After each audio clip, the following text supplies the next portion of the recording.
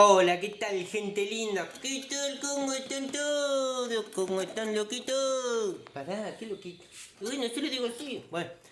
Bueno, hoy nos tocó logro, como siempre. Este loco me explota. No te exploto, pero bueno, me tenés que ayudar. ¿Qué estás viendo? Dos cajas de herramientas, Emiliano. Y bueno, vamos a ver si podemos arreglar la cajonera que se nos rompió todo. Dios mío. Ahí le vamos a mandar una foto de cómo estaba y después, ¿cómo va a quedar?